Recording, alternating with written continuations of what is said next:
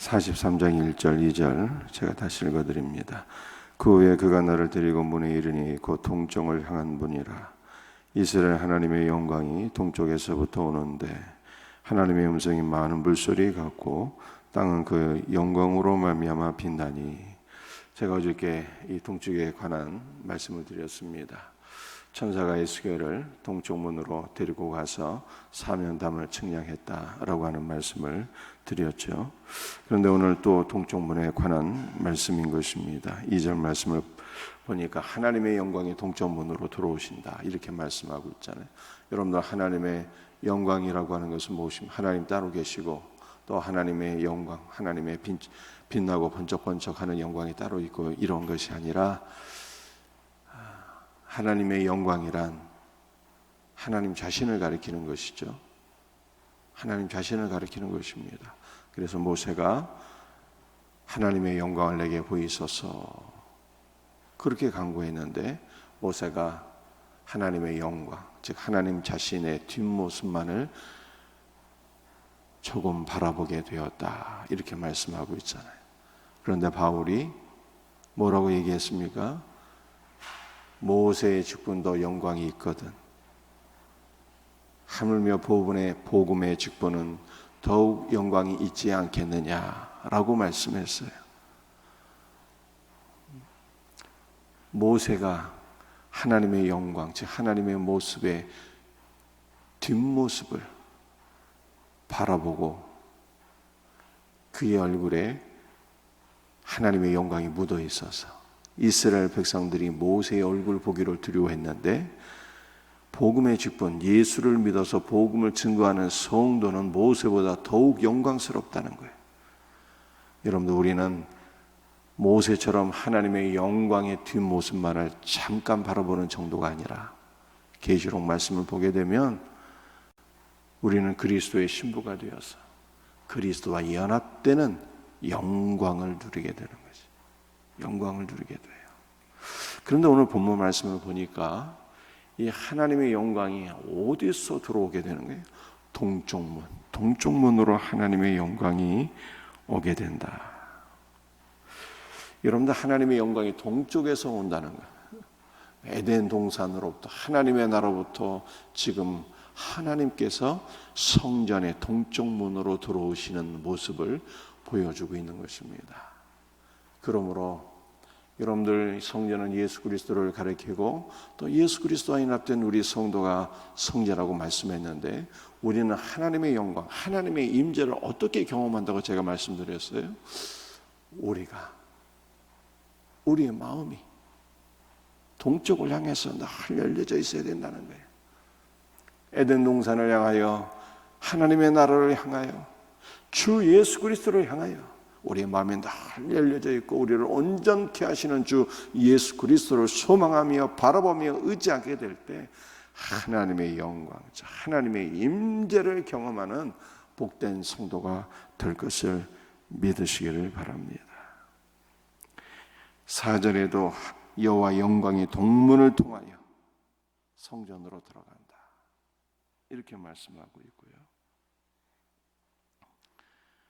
5절 말씀 보니까 영이 나를 들어 데리고 안뜰에 들어가시고 내가 보니 여호와의 영광이 성전에 가득하더라. 우리의 마음 문이 주님을 향하여서 주님의 임재가 성전된 우리 성도들의 심령 가운데 가득 부어지는 놀라운 은혜가 임하기를 다시 한 번 더 주님의 이름으로 축복합니다. 여러분들 오늘 본문 말씀은 우리가 하나님의 영광, 즉 하나님의 임재가 어떻게 우리에게 충만하게 될 수 있을까를 보여주는 것이죠. 동쪽문, 우리의 마음 문이 늘 주님을 바라봐야 된다. 그게 첫 번째고요. 두 번째는 9절 말씀이에요. 이제는 그들이 그 음란과 그 왕들의 시체를 내게서 멀리 제거하여 버려야 할 것이라. 그리하면 내가 그들 가운데 영원히 살리라. 여러분들 성전은 하나님의 임재의 처소예요. 하나님의 집이라는 것입니다. 성전은 하나님의 거룩한 임재가 있는 곳이에요. 그러므로 그곳이 성전, 거룩한 전인 것입니다.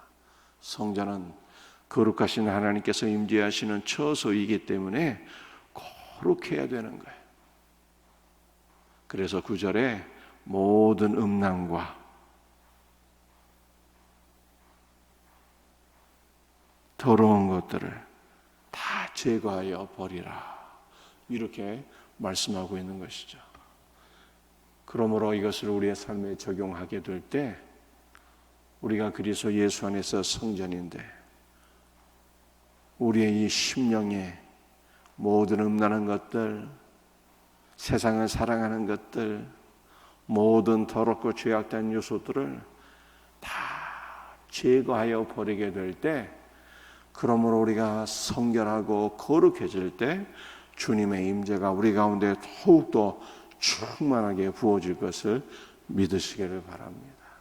그렇다면 우리는 어떻게 우리가 우리의 심령에 더러운 것들을 다 제거하고 성결, 거룩해질 수가 있는 것입니까? 21절 말씀을 보시겠어요? 21절. 그 속죄 제물의 수송아지를 가져다가 성전에 정한 처소 곧 성소 밖에서 불사를 지며, 속죄 제물로 거룩해진다라고 하는 것을 21절에서 말씀하고 있는 것입니다. 여러분도 구약시대에 5가지 제사가 있었다라는 것을 어제 말씀드렸어요. 어제 번제, 화목제에 대한 말씀을 드렸는데요. 오늘 본문 말씀에는 성전된 우리를 정결하게 하시는 속죄제를 보여주고 있습니다. 속죄제. 오늘 본문에 나타난 속죄제는 번제물을 정결하게 하고 봉헌할 때 드려지는 속죄제를 가리키지만, 여러분들 이것은 오늘 우리와 연관해서 적용하게 될 때 성전된 우리를 거룩하게 하시는 속죄제물로 우리가 이해해도 되는 것입니다. 여러분들, 속죄제는 우리의 죄를 정결하게 하시는 예수 그리스도를 보여주고 있잖아요. 그런데 이 속죄제물을 어떻게 하나님 앞에 드렸습니까? 제물을 끌어와서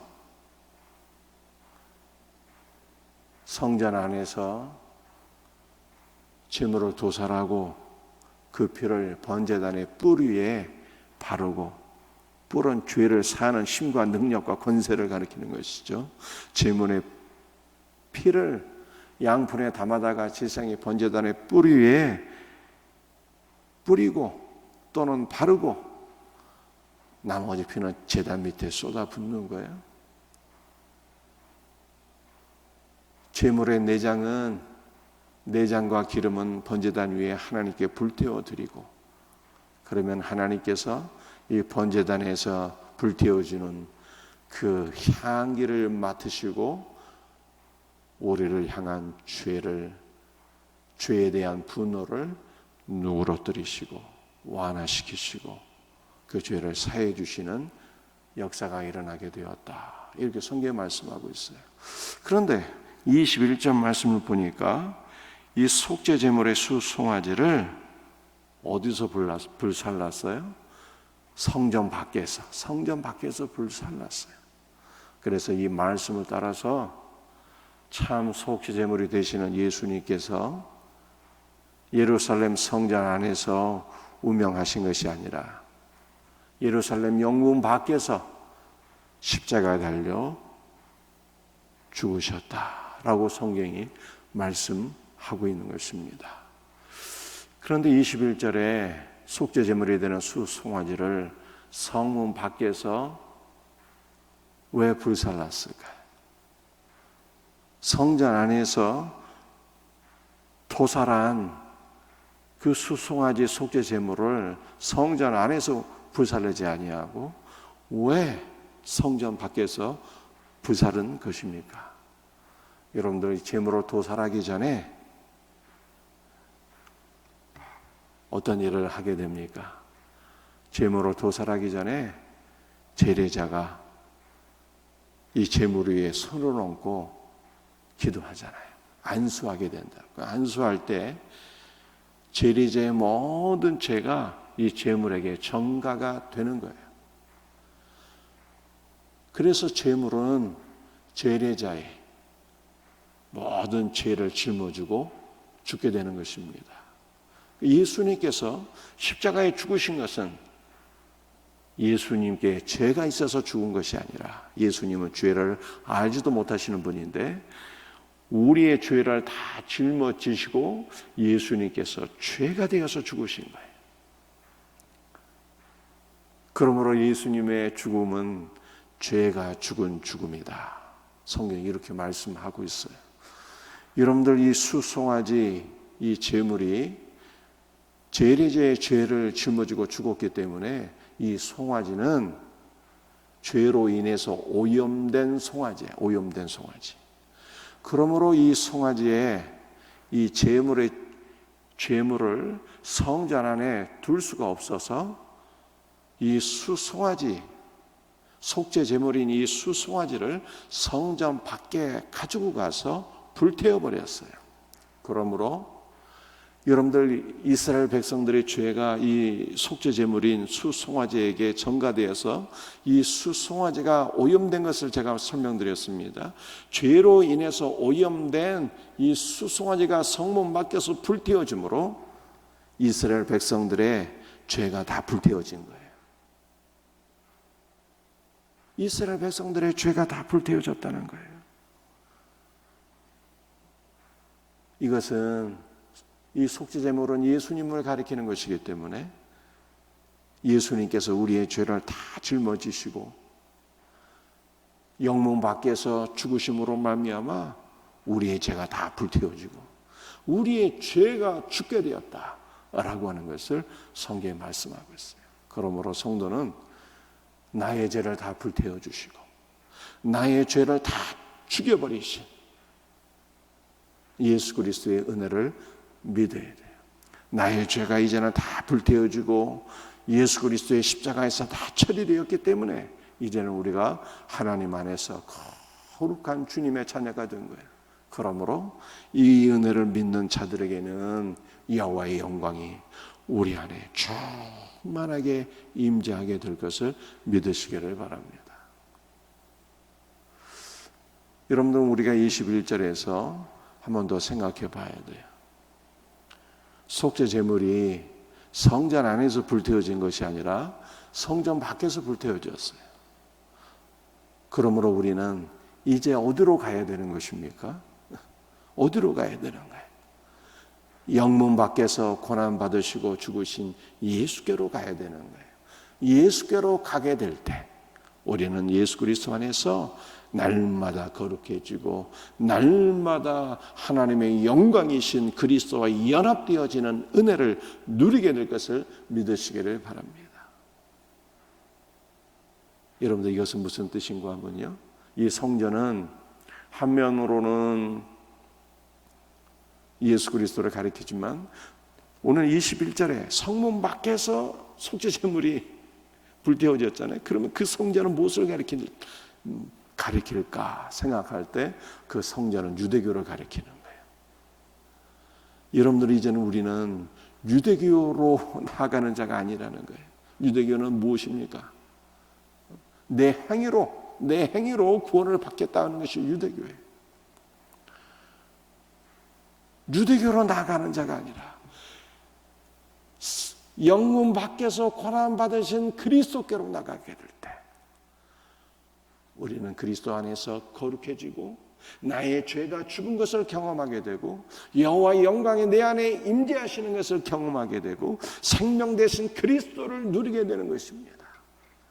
이 놀라운 은혜가 우리 모두에게 있기를 주님의 이름으로 축복합니다. 우리 말씀을 정리하겠어요. 여호와의 영광은 하나님 자신인데 하나님의 영광을 어떻게 우리가 누리게 될 것인가? 두 가지. 동편문. 여호와의 영광이 동쪽에서 오시잖아요. 성전의 문은 동편으로 나 있는데 이것은 성전된 우리가 동편에 있는 에덴 동산, 하나님의 나라, 즉 예수 그리스도를 늘 바라보고 소망하며 살 때 하나님의 영광을 누리게 된다는 뜻이에요. 하나님의 영광을 누리는 두 번째 방법, 거룩해져야 된다는 거예요. 거룩해야 돼요. 어떻게 거룩해야 돼요? 속죄제물 되시는 예수 그리스도께서 나의 모든 죄를 불태워 버리신 것을 믿어야 돼요. 나의 모든 죄가 십자가에서 처리가 되고 다 내 죄가 죽은 것을 믿어야 돼요. 예수 그리스도 안에서 거룩해지고 예수 그리스도 안에서 여호와의 영광을 누리게 되는 거예요. 그러므로 우리는 이제는 유대교로 돌아가는 것이 아니라 행위 종교로 돌아가는 것이 아니라 주 예수교로 가게 될 때 예수 그리스도 안에서 거룩해지고 여호와의 영광을 누리게 되고 생명을 누리게 되는 복된 은혜를 우리 모두가 다 누리게 되는 것입니다. 이 놀라운 은혜가 우리 모두에게 날마다 경험되어지기를 주 예수의 이름으로 축복합니다. 기도하겠습니다. 아버지 하나님 감사합니다. 오늘 이 시간 하나님의 영광을 날마다 누리며 사는 복된 성도가 되게 하여 주옵소서. 우리의 심령이 주님을 늘 바라보고 소망하게 하옵소서. 속죄제물 대신 예수 그리스도의 십자가로 말미암아 우리의 죄가 다 불태워졌고 죄가 죽게 된 것을 믿습니다. 속죄제물 대신 예수께로 나아갈 때 날마다 거룩해지고 날마다 여호와의 영광을 누리게 되며 속죄제물 대신 예수 그리스도 안에서 거룩함과 생명을 누리게 될 것을 믿습니다. 이 놀라운 은혜를 누리며 사는 성도들 되게 하옵소서. 날마다 영광 밖에서 권한 받으신 주 예수께로 우리 모두가 나아가게 하여 주시옵소서. 주여 오늘도 주의 거룩한 임재를 부어 주옵소서. 주의 영을 부어 주시옵소서. 주님과 연합되는 복된 하루가 되게 하옵소서. 주 예수여 오늘도 하늘문을 여시고 강구하는 모든 성도들의 심령 가운데 주께서 임재하여 주시옵소서. 모든 것을 감사하옵고 주 예수 그리스도의 이름 받도록 간절히 기도합니다. 아멘. 오늘도 주신 말씀 붙잡고 간절히 기도하시고 또 주님의 몸된 교회와 나라와 민족과 선교지와 무엇보다도 여러분 자신을 위해서 간절히 기도하고 돌아갈 수 있기를 바랍니다. 주여 삼창 부르짖으며 기도합니다. 주여 주여 주여 역사하여 주시옵소서. 함께하옵소서.